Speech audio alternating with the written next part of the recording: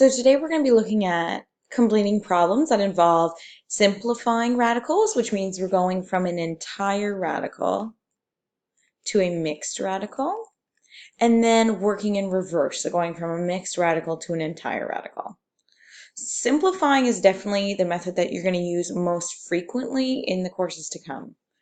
So we have two different ways we can do it. I'm going to do A and B using the method that we're just looking for a factor of the radicand that is going to be a cube value or a squared value. Or you're always welcome to take the value that is the radicand and you're allowed to break it down using a prime factor tree and look for groups that are related or in groups of the number related to the index. So in this case, we'd break down 32 into its prime factors, look for numbers that are in groups of 4. So A and B will do using our knowledge of cubed values and squared values. So some of the most frequent cubed values that would be a factor of 40 would be 8.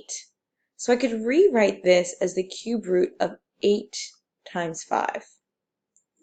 But then using the product property, I can actually split this radical up into the cubed root of 8 times the cubed root of 5.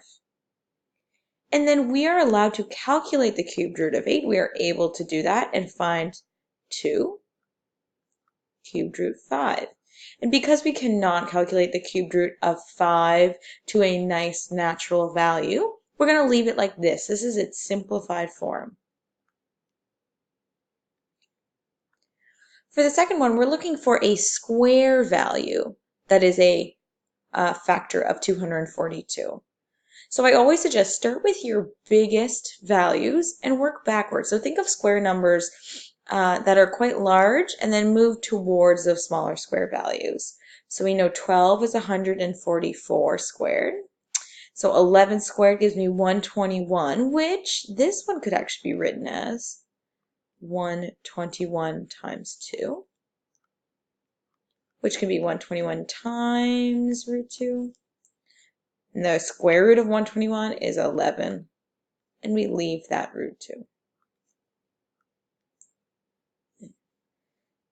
So for the next one, we're going to use the fact that we can break this 32 into prime factors. So let's take a different number, sorry, different color, 32. So this is 2 times 16, which is 4 times 4, 2 times 2, and 2 times 2. So I could rewrite the fourth root of 32 as 2 times 2 times 2 times 2. So 5 2's, or 2 to the power of 5. And we're looking for values that are in groups of 4. So there's 4 2's here, which means this is the same thing as the fourth root of 2 to the power of 4. So we actually can pull out a 2 from this. And this 2 that was not part of the group of 4 is actually left behind under the fourth root. And this would be our solution. Now working in reverse just requires us to think of what value would we had to have taken the square root of to get 4. So two options. You can think of it as what value would I have had to take the square root of to get 4? That would have been 16. And I could place the 16 and the 3 in the radicand underneath the same radical and multiply them together to get 48. So really this process is just what we were doing in the last problem, the simplification, but in reverse.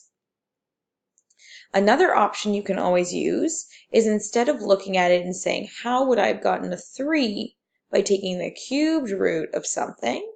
You're always welcome to take the 3 and raise it to the power that is identical to the index. So in this case, I could take the cubed root of 3 cubed, multiply it by the cubed root of 2. And 3 cubed is 3 times 3, which is 9, times 3, which is 27. So I would have needed to take the cube root of 27 to get that 3 outside the radical. Cube root 2, and I can put that all underneath the same radical to get the cube root of 54.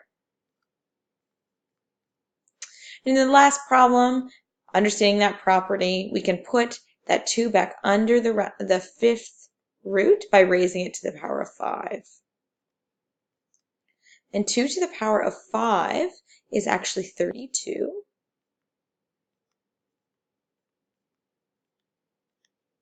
Which we can put underneath the same fifth root and end up with the fifth root of 64.